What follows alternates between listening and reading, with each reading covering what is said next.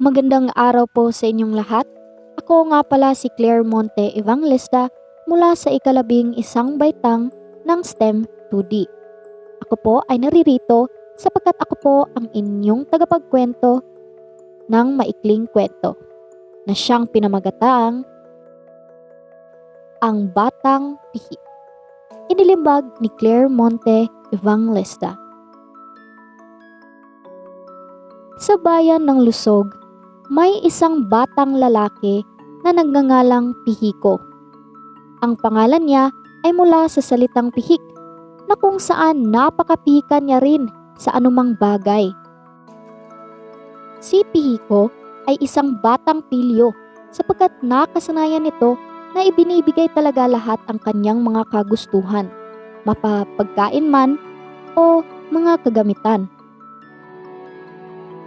Ang ina ni Pihiko ay palaging nagluluto ng mga masasarap na pagkain para sa kanya. Pero syempre, ito ay naaayon lahat sa kagustuhan ni Pihiko.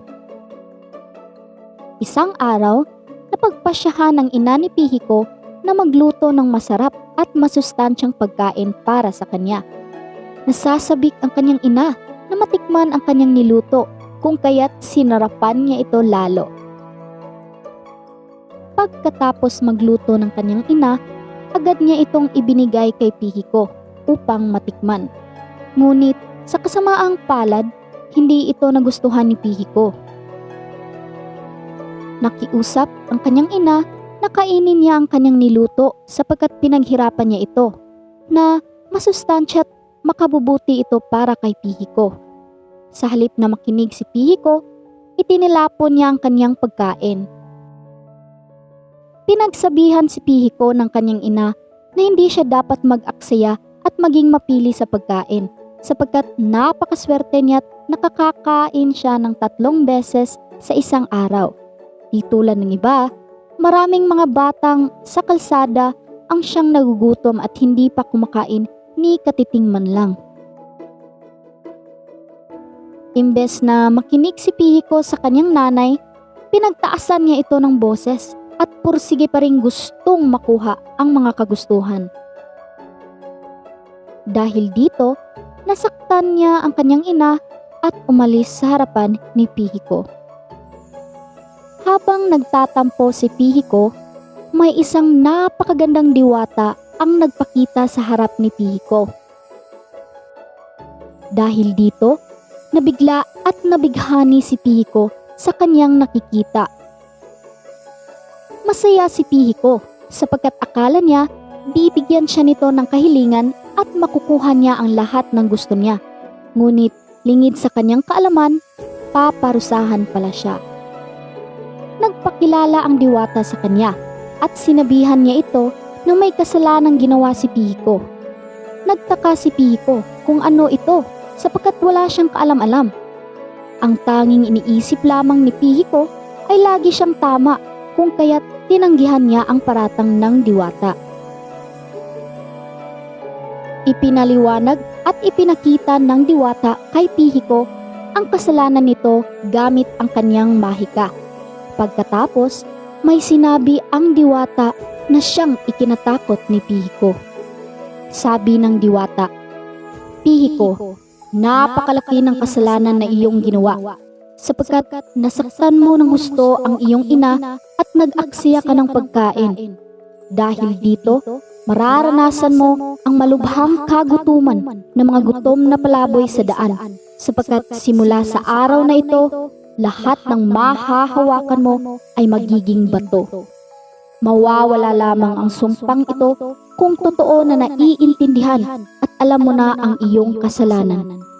Kapag itinama mo na ang iyong mali at totoong nagbago ka na, mawawala ang sumpa at ikay makakain muli. Hanggang sa muli, Pihiko." Nang mawala na ang diwata, natakot si Pihiko. Nung simula, hindi siya naniwala.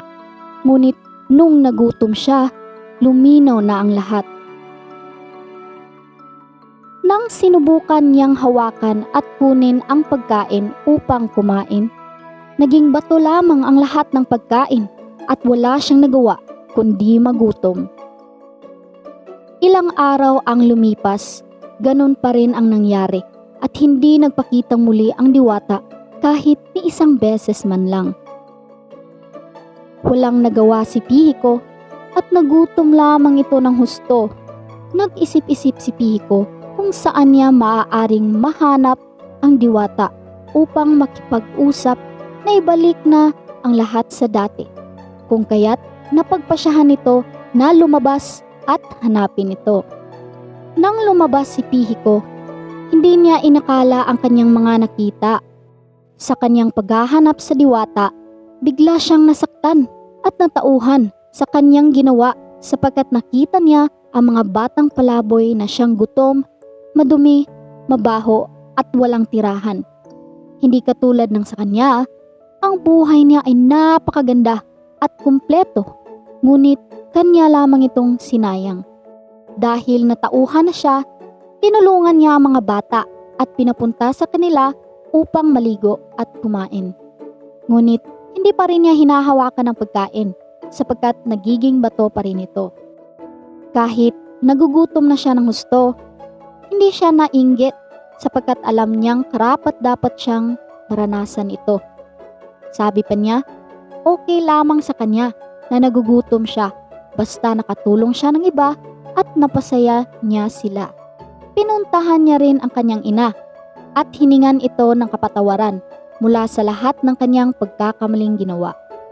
Nagagalak naman ang kanyang ina at pinatawad din niya si Pihiko at sila'y nagkabati na.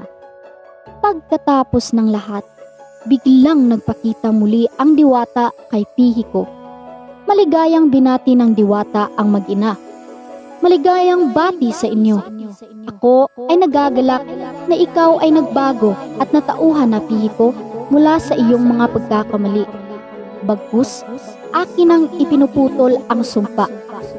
Tanggapin mo ang aking basbas at biyaya sapagkat napagtagumpayan mo ang iyong pagsubok. Hanggang sa muli nating pagkikita. Paalam. Pagkatapos, biglang bumalik sa dating oras noong ibibigay pa lamang ng kanyang ina ang iniluto nitong masarap na masustansyang pagkain. Walang matandaan ng kanyang ina, ngunit naaalala pa rin ni Pihiko ang lahat. Tumakbo kaagad si Pihiko papunta sa kanyang ina at niyakap ito ng napakahigpit at nagsabing, "Patawad po sa lahat, inay. Mahal na mahal ko po kayo. Salamat po sa lahat." Sabi naman ng ina, "Oh, anong nangyari sa iyo?" "Mahal din kita, anak ko." Natutunan ni Pihiko na dapat hindi tayo mag-aksaya at maging mapili sa pagkain sapagkat napakaswerte natin dahil nakakakain tayo ng 3 beses sa isang araw, di tulad ng mga batang palaboy sa daan. Dapat rin tayong maging magalang at sumunod sa ating mga magulang sapagkat inaalagaan, minamahal at nagsasakripisyo sila para lang sa atin. Ito na po ang wakas ng ating maikling kwento na siyang pinamagatang Ang Batang Pihi. Inilimbag ni Claire Monte Evangelista. Salamat sa pakikinig at panonood. Hanggang sa muli. Paalam!